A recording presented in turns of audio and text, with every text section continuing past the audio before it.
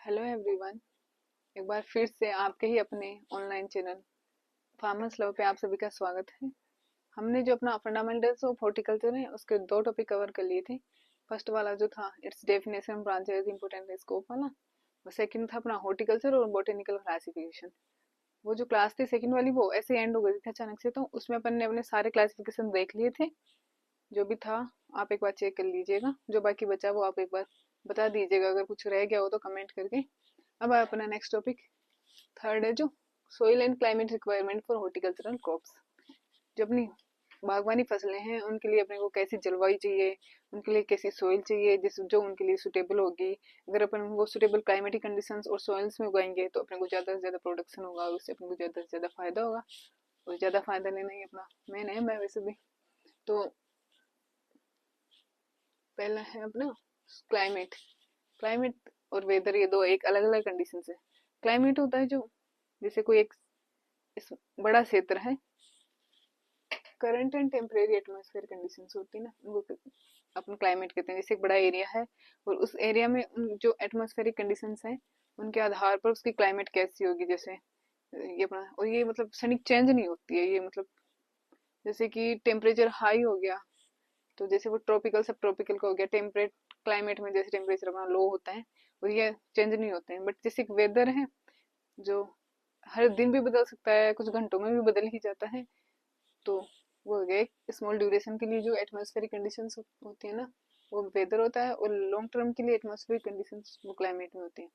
अब कैसी क्लाइमेट किस क्रॉप के लिए सुटेबल होगी, जैसे अपन सुटेबल क्रॉप्स को सुटेबल क्लाइमेट में अगर अपन क्रॉप्स को उगाएंगे तो अपन ज्यादा से ज्यादा प्रोडक्शन ले पाएंगे। और अगर अनफेवरेबल क्लाइमेटिक कंडीशंस में अपन उसको बो दिया, जैसे क्लाइमेट दूसरे रिक्वायरमेंट थी दूसरे में बो दिया, तो अपने को प्रोडक्शन वो इतना नहीं मिल पाएगा।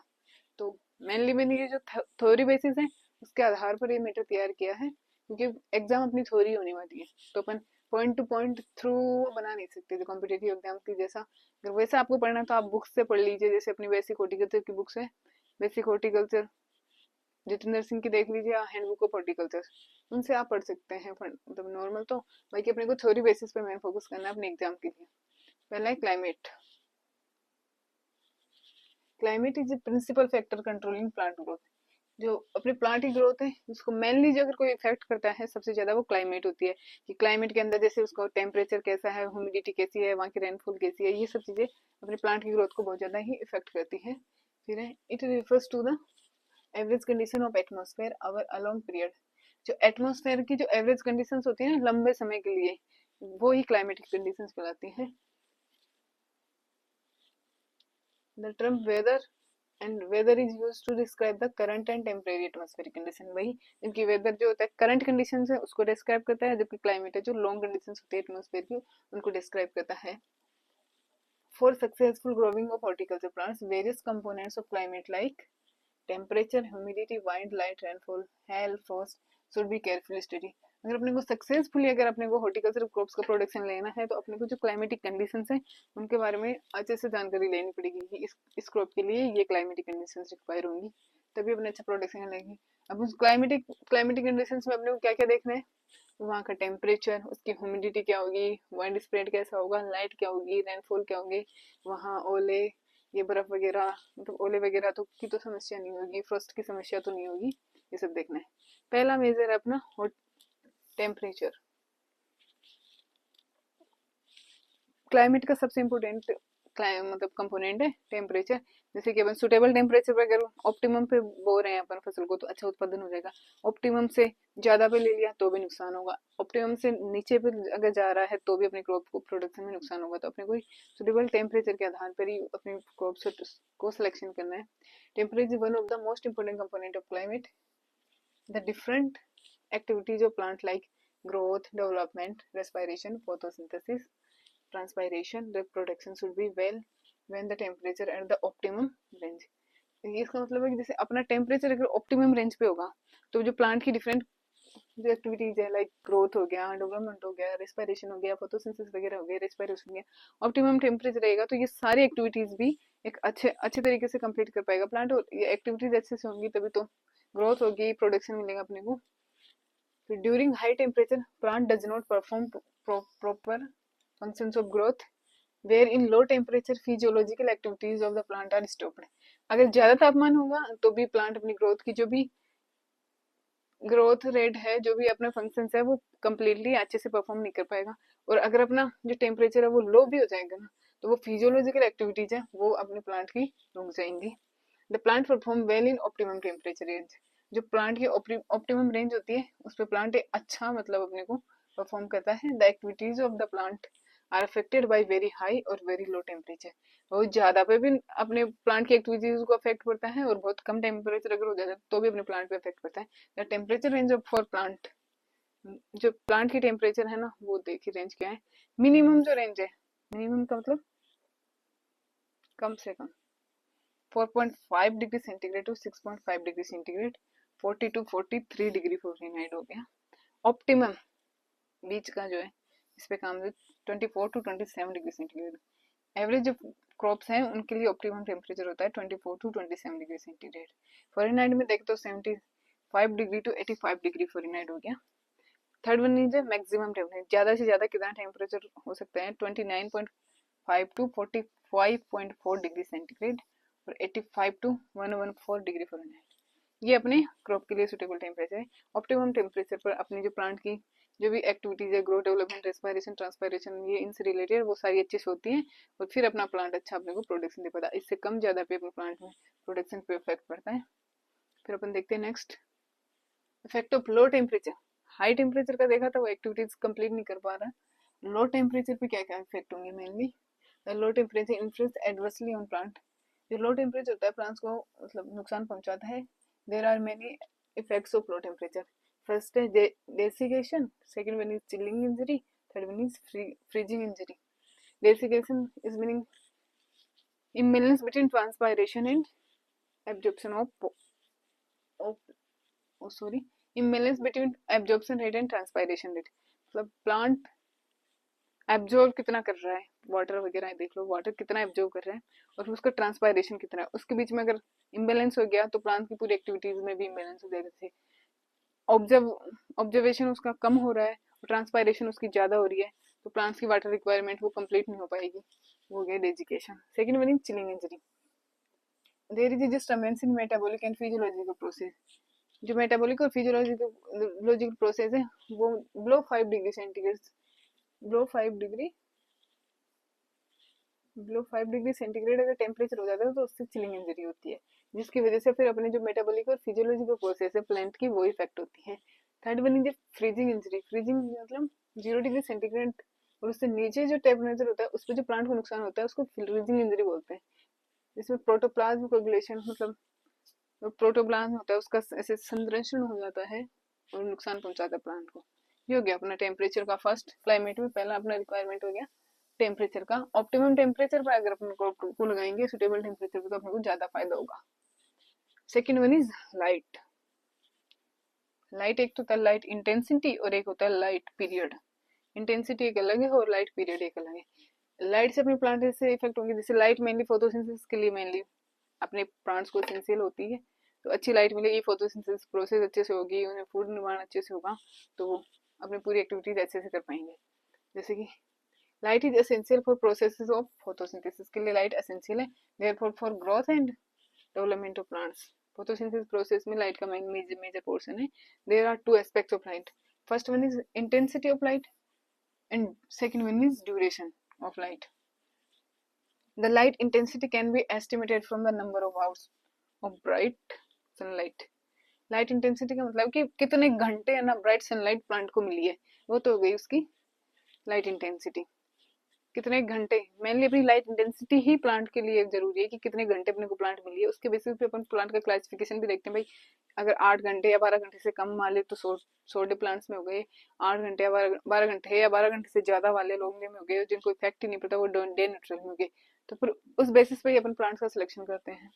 तो mainly generally horticulture crops need a lot of light and must be grown in sunny climate. But there are some crops which can tolerate shade, like turmeric and ginger.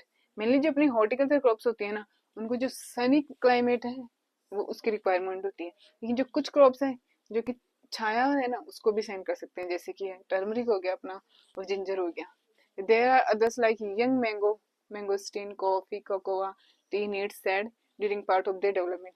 जैसे कि मैंगोस्टीन हो गया, coffee हो गया, cocoa हो गया, इनको भी अपने डेवलपमेंट के थ्रू ये मतलब सैड को टॉलरेट कर सकते हैं.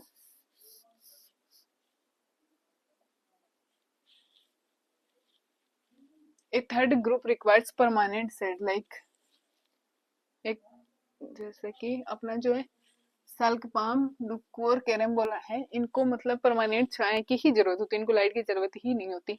एक वो ग्रुप हो गया अपना. फिर है अपना response by plants major classes, जो लाइट के फोटोपियरिज्म में उसके आधार पर फिर उनका क्लासिफिकेशन देखते हैं कि जैसे अपना लॉन्ग डे वाला हो गया, इसमें आएंगे अपने cabbage, cauliflower, onion, beetroot, radish, carrot, spinach, potato, जिनको 12 घंटे या 12 घंटे से ज़्यादा प्लांट की इंटेंसिटी होती है ना, रिक्वायरमेंट होती है मतलब लाइट की, वो तो गए लॉन्ग डे प्लांट्स में. फिर आएंगे अपने शॉर्ट डे में, जिनको प्लांट्स लाइट की रिक्वायरमेंट 12 घंटे से कम की होगी, वो शॉर्ट डे में आ जाएंगे. स्ट्रॉबेरी हो गया, पाइनएप्पल हो गया, क्राइसेंथेमम हो गया, एस्टर वगैरह हो गए. फिर डे न्यूट्रल जो नॉन अफेक्टेड है बाई लाइट से, टमाटो हो गया, मोस्ट फ्रूट क्रॉप्स हो गए, पपे, पेपर हो गया, कुकुम्बर हो गया, स्नैपड्रैगन हो गया, ये सारे डे न्यूट्रल प्लांट्स. फिर अपना क्लाइमेट में नेक्स्ट वाटर, भाई प्लांट को पानी की कितनी क्या आवश्यकता होगी, किस बेसिस पे उनको वो चाहिए होगा. तो water is essential for plant growth and development as a substrate in photosynthesis, regulation of plant temperature, distribution of metabolic and nutrients. जो प्लांट्स को है ना, वाटर की भी एक मतलब नेसेसरी है प्लांट्स वाटर के लिए. क्यों? ये मेजरली तो ये फोटोसिंथेसिस रिएक्शन में सबसे मेजर पोर्शन इसका है. इसके अलावा ये जो टेम्परेचर रेगुलेशन का काम करता है, इसके अलावा जो मेटाबॉलिक और न्यूट्रिएंट्स है उनका डिस्ट्रीब्यूशन करता है, जैसे जाइलम के थ्रू, जब पानी के थ्रू, तो नीचे से ऊपर की ओर ये हंडस वगैरह लेके जाएगा, ऊपर से भोजन का, ये सब काम वाटर ही करता है अभी. फिर है अब है लो humidity has drying effect and enhance water requirement. अगर अपने पास वाटर ह्यूमिडिटी कम है तो इससे क्या होगा, वाटर रिक्वायरमेंट बढ़ेगी और अपने लिए ड्राइंग कंडीशंस होंगी. Where as high humidity favours fungal disease. अब इसमें भी वाटर भी एक ऑप्टिमम रेंज के थ्रू चाहिए. अगर अपन ऑप्टिमम, वो भी है अति हर चीज की खराब है और कमी भी खराब है, एक ऑप्टिमम रेंज पे अगर कोई चीज है तो अपने क्रॉप को ज्यादा फायदेमंद है. अब जैसे पानी ऑप्टिमम रेंज से कम पे मिल रहा है तो अपने को क्रॉप की वाटर रिक्वायरमेंट ज्यादा होगी और ड्राइंग कंडीशन होगी उसके लिए. अगर पानी ऑप्टिमम रेंज से ज्यादा मिल रहा है, या ह्यूमिडिटी, पानी का मतलब है ह्यूमिडिटी प्लांट से रिलेटेड, अगर ह्यूमिडिटी ऑप्टिमम रेंज से ज्यादा मिल रही है ना, तो ये फंगल इन्फेक्शन वगैरह को बढ़ा देगी. Plants liking of high humidity and low humidity are there. अब देखते हैं अपन हाई ह्यूमिडिटी के लिए कौन से प्लांट्स को यूज है, कैसे अपना एरिया जहाँ हाई ह्यूमिडिटी है तो अपने को कौन से प्लांट्स लगाने हैं. फिर अगर अपने एरिया है जो लो ह्यूमिडिटी वाले, तो वहां पे अपने को कौन से प्लांट्स लगाने हैं, ये देखते हैं अपन पहले. फर्स्ट है अपना हाई ह्यूमिडिटी वाले. हाई ह्यूमिडिटी में अपन फ्रूट्स में देख सकते हैं, सपोटा हो गया, बनाना हो गया, मैंगोस्टीन हो गया, जैक फ्रूट हो गया और ब्रेड फ्रूट हो गया. ये हैं जो हाई ह्यूमिडिटी वाले एरियाज में अच्छे से उगाए जा सकते हैं. फिर अपना लो ह्यूमिडिटी एरिया और ड्राई कंडीशंस, जैसे एरिड, अपने एरिड और सेमी एरिड में पढ़े थे ना, वो लो ह्यूमिडिटी में आएंगे. जैसे बेर हो गया, ग्रेप भी हो गया, सब ट्रॉपिकल वाले, डेट पाम हो गया, पोमग्रेनेट हो गया, सिट्रस हो गया, आंवला हो गया और गुआवा हो गया. ये सारे लो ह्यूमिडिटी में आएंगे, मतलब इनको वाटर की रिक्वायरमेंट होगी जो कम होगी और कम कंडीशंस में अपने को अच्छे से उत्पादन दे पाएंगे. तो अपने को इनकी रिक्वायरमेंट के बेसिस पे अपने को क्रॉप का सिलेक्शन करना है और फिर उस एरिया में जैसा वो एरिया है उसके बेसिस पे अपने को वहाँ क्रॉप लगानी है, ताकि उसके अपन ज्यादा से ज्यादा फायदा ले सके. फिर अपना विंड है, विंड मानी हवा. तो बहुत wind speed and temperature affect plant. जो विंड की स्पीड है वो और टेम्परेचर दोनों ही प्लांट को अफेक्ट करते हैं. Wind speed and temperature affect plants due to hot air, the leaves scores and high air velocity due to which the fruits fail, the plant are uprooted or their twigs are broken. Pollinator insects run away due to which the flowers are not pollinated and yield is reduced. अब देखिए हवा, wind velocity, अगर if the wind speed is high तो जो अपने plants है वो मतलब गिर जाएंगे, और जो पोलिनेटर्स है वगैरह वो भी उड़ जाएंगे, वो मतलब पोलिनेशन की प्रक्रिया पूरी नहीं हो पाएगी, फ्लावर्स वगैरह झड़ जाएंगे, और जो ट्यूब्स वगैरह है प्लांट्स की वो भी खराब हो जाएगी, और जो पत्तियां हैं उनको भी नुकसान होगा. ज्यादा हवा की अगर अपनी स्पीड होगी ना, वाइंड स्पीड अगर ऑप्टिमम से ज्यादा होगी तो अपने क्रॉप को नुकसान होगा। वाइंड ब्रेक्स, अब ज्यादा हवा है तो उसको रोकने के लिए अपन मेनली विंड ब्रेक्स का यूज करते हैं। विंड ब्रेक्स जो अपनी जो तेज इस वाइंड स्पीड होती है उसको कम करती है और क्रॉप को उसके हार्मफुल इफेक्ट से बचाती है। विंड ब्रेक्स कौन सी डायरेक्शन में लगाते हैं अपने, इधर से इधर, तो विंड ब्रेक्स मेनली अपने नॉर्थ साउथ डायरेक्शन में लगाते हैं। तो wind breaks can help reduce this problem. The wind break trees like सारू यूकेलिप्टिस जो हाई हाइट हाइट जिनकी ज्यादा होती है ना उनका मेनली यूज करते हैं अपन, are growing around the orchard for protection. तो वाइंड हाई स्पीड वाइंड से बचने के लिए विंड ब्रेक्स का यूज करते हैं नॉर्थ साउथ डायरेक्शन में, जैसे यूकेलिप्टिस वगैरह हो गया। फिर अपना है रेनफॉल। क्लाइमेट का लास्ट टॉपिक है अपना रेनफॉल, कि रेनफॉल अपने को क्या कैसे क्या रखनी है या कैसे कैसे सिलेक्शन करना है। This is a very important factor for horticulture crops. Horticulture crops और गार्डन क्रॉप्स के लिए ऑर्चर्ड के लिए ये बहुत ही एक इंपॉर्टेंट फैक्टर है कि अपने को कैसे क्या उसके बेसिस पे फिर क्रॉप्स का सिलेक्शन करते हैं। In new area it is essential that the pattern of rainfall in the region be studied before any decision is taken concerning the types of the crop to be cultivated. तो उस जो अपन area ले रहे हैं जिसमें अपन orchard plus establishment करना चाह रहे हैं, तो वहाँ रेनफॉल का जो डिस्ट्रीब्यूशन है वह कैसा है, पहले हमें उसके बारे में देख लेना चाहिए। अगर पता चल रहा है कि well distributed and consistent rainfall is always desirable and ideal orchard site. जो वेल डिस्ट्रीब्यूटेड अच्छी जो रेनफॉल है, वेल डिस्ट्रीब्यूटेड जो रेनफॉल है वो एक एक आइडियल ऑर्चर्ड के लिए हमेशा डिजायरेबल रहती है। जैसे रेनफॉल हो गई जिसका टाइमिंग का कुछ पता नहीं है, कभी भी रेनफॉल वगैरह हो रही है, तो जैसे फ्लावरिंग के टाइम पे रेनफॉल हो गई तो अपने फ्लावर्स वगैरह झड़ गए, पोलिनेशन नहीं हो पाया तो अपने को नुकसान हो गया ना। तो रेन का भी डिस्ट्रीब्यूशन है वो अच्छी तरीके से होना चाहिए। If rain at the time of flowering is not suitable, flowering time पे अगर बरसात होगी तो अपने क्रॉप्स के लिए वो सुटेबल नहीं होगी। क्यों? क्योंकि most of tropical fruits crop are sensitive to rain. जो ट्रॉपिकल फ्रूट्स अपने वो रेन के प्रति सेंसिटिव है बेसिकली। ये अपने क्लाइमेटिक कंडीशंस की फॉर हॉर्टिकल्चर क्रॉप्स के लिए क्या क्या क्लाइमेटिक कंडीशन होनी चाहिए वो देखिए। अपने क्लाइमेटिक में मेन अपने देखा है टेम्परेचर, जो कि ऑप्टिमम अपने टेम्परेचर देखा है उसका ये 24 to 27 degree centigrade temperature optimum होता है जिसपे अपना हाई प्रोडक्शन ले सकते हैं। इससे ज्यादा होगा तो क्रॉप को नुकसान होगा और इससे कम होगा तो भी अपने क्रॉप को नुकसान होगा। फिर अपना नेक्स्ट है अपन ने देखिए लो टेम्परेचर के क्या क्या इफेक्ट्स होने वाले हैं। फिर अपने देखिए लाइट, लाइट में मेनली अपने देखा लाइट की इंटेंसिटी, लाइट मेनली फोटोसिंथेसिस के लिए बेसिस मेन बेसिस है उसका, तो ये प्लांट के लिए काफी इंपॉर्टेंट है। तो इसमें अपने लाइट इंटेंसिटी देखी मेनली जो हॉर्टिकल्चर क्रॉप्स होती है मेनली उनको तो हाई सनी क्लाइमेट की जरूरत होती है, बट कुछ क्रॉप्स हैं जो छायादार स्थानों पे भी उगा सकते हैं, जैसे टर्मरिक हो गया, वो जिंजर हो गया। फिर है हाई ह्यूमिडिटी टॉलरेंट क्रॉप्स देखिए अपन ने, लो ह्यूमिडिटी टॉलरेंस क्रॉप देखी है।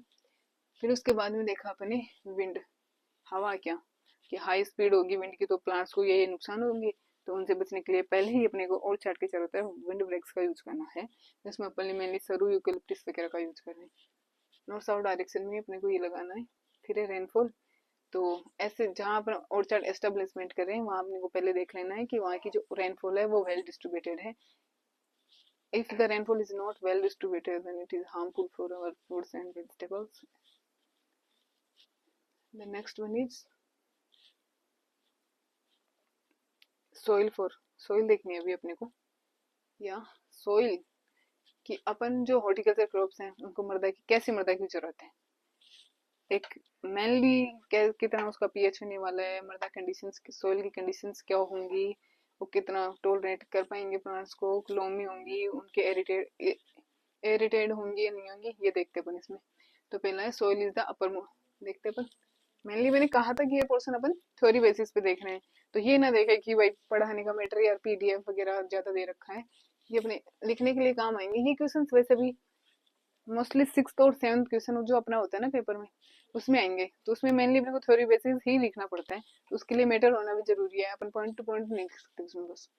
फिर soil is the soil soil is the uppermost surface of earth which provides support for plants to grow। Soil है जो अपनी अर्थ का सबसे ऊपर वाला भाग है जो प्लांट्स को सपोर्ट प्रोवाइड कराता है, उनको न्यूट्रिएंट्स प्रोवाइड करवाता है। A good soil is one which has the capacity to nourish and sustain plant growth by providing mineral particles. एक अच्छी मृदा वो होगी जो प्लांट को नरिश कर सके, उसको अच्छे मिनरल मिनरल वगैरह प्रोवाइड करवा सके इन available from the plant by there interaction. फिर देखते हैं अपन जनरली एलोम सॉइल। अपन देखते हैं कुछ भी पढ़ाई होगा मतलब क्रॉप प्रोडक्शन में, जब भी देखते हैं मृदा तो अपन इतना ही लिख सकते हैं बलुई दोमट मृदा। कोई भी प्लांट्स का अपने को पूछता है ना कि इसके लिए सुटेबल मृदा, सीधा ये यही लिखते हैं बलुई दोमट मृदा इसके लिए सुटेबल होगी। तो वही है। A loamy soil is considered to be a good soil. Loamy soil एक अच्छी soil के रूप में मानी जाती है। Generally fruit crops need porous, aerated, deep, uniformly textured soils and the pH of soil should be within range of 6 to 8। जो fruit crops हैं उनके लिए सोइल जो चाहिए अपने को वो मेनली पोरस होनी चाहिए, एरेटेड होनी चाहिए, 2 मीटर लगभग वो डीप होनी चाहिए, उसकी टेक्सचर है जो यूनिफॉर्म होनी चाहिए, सोइल पीएच होना चाहिए 6 to 8। Fruit crops are susceptible to waterlogged conditions and growth is adversely affected by salinity, sodicity and alkalinity। जो अपनी फ्रूट क्रॉप्स होती हैं जो मेनली जो वाटर लॉगिंग कंडीशंस है उनके प्रति मेनली ससेप्टेबल होती हैं, और जो सैलिनिटी, सोडिसिटी और एल्केनिटी ये कंडीशंस अपनी फ्रूट प्रोडक्शन को एडवर्सली इफेक्ट करती हैं। तो इन कंडीशन से बचे, ऐसी मतलब इन कंडीशन से नॉन अफेक्टेड सोइल को अपने फ्रूट प्रोडक्शन के लिए सिलेक्ट करना है। फिर it is therefore important that soil be analyzed for its quality and then choice of the crop is made for sustainable production। इसलिए ये जरूरी है कि जिस जहां अपन ऑर्चर्ड का एस्टेब्लिशमेंट कर रहे हैं ना वहां की सोइल का पहले अपन क्वालिटी एनालिसिस कर ले, उसकी क्वालिटी एनालिसिस करें, उसके बाद ही अपन वहां उस क्रॉप का सिलेक्शन करें, वहां ही उसके बाद ही वहां का ऑर्चर्ड एस्टेब्लिशमेंट का अपने को प्रोग्राम देखना है।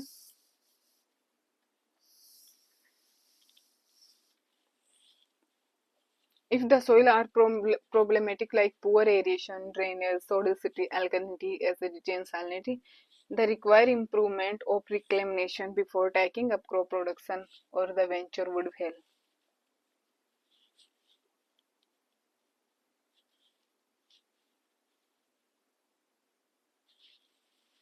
अगर अपनी सोइल प्रॉब्लमेटिक सोइल्स हैं,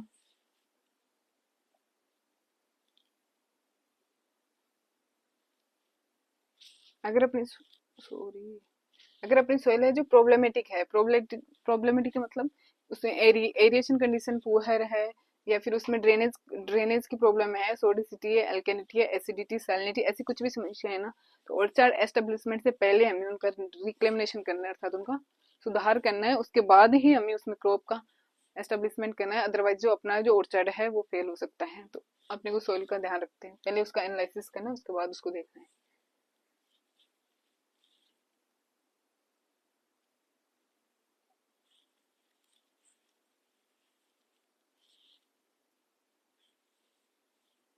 फिर है अल्टरनेटिव टॉलरेंट और resistant crops can be chosen for different problems.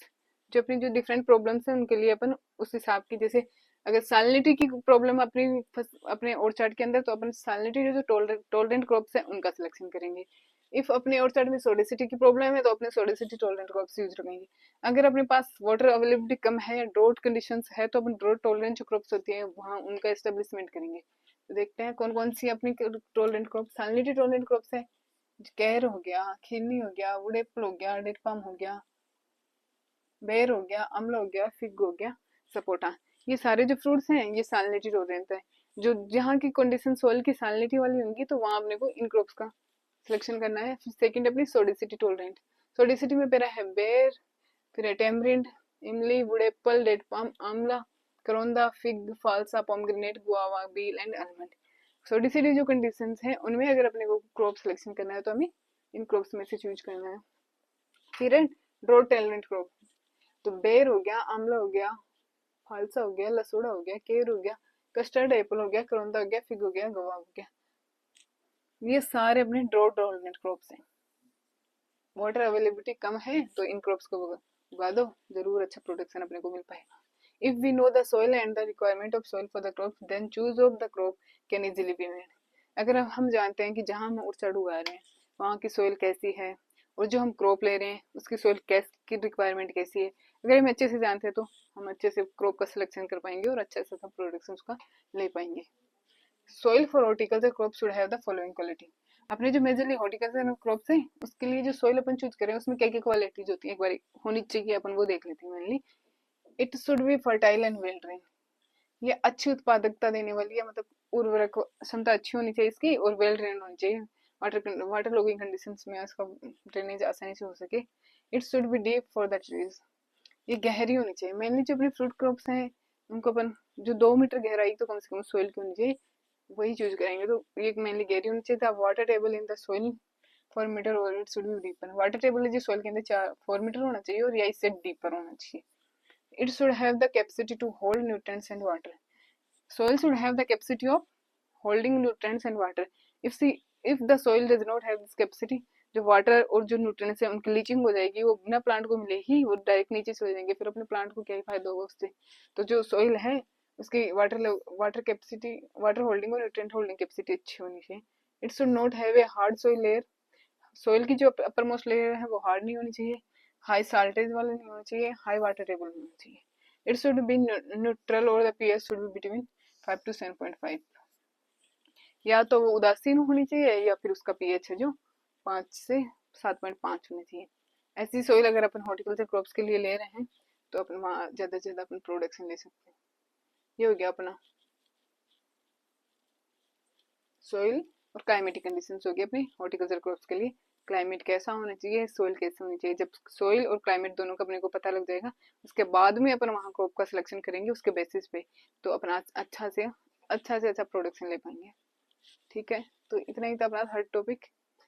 3 topic अपने हो गए हैं। अब आएगा अपना फोर्थ टॉपिक जो मैं पढ़ाऊंगी आपको। तब तक के लिए आप अपना ध्यान रखें, तो जैसे जैसे मैं पढ़ा रही हूँ जैसे जैसे थोड़ा देख ले, इतना मुश्किल कुछ नहीं है। आपने 12th में जो पढ़ा है वही तो है, 11th 12th, और आपने तो जेट की कोचिंग भी की है, तो आपको तो सब कुछ वैसे भी याद ही होगा लगभग। Thank you. तो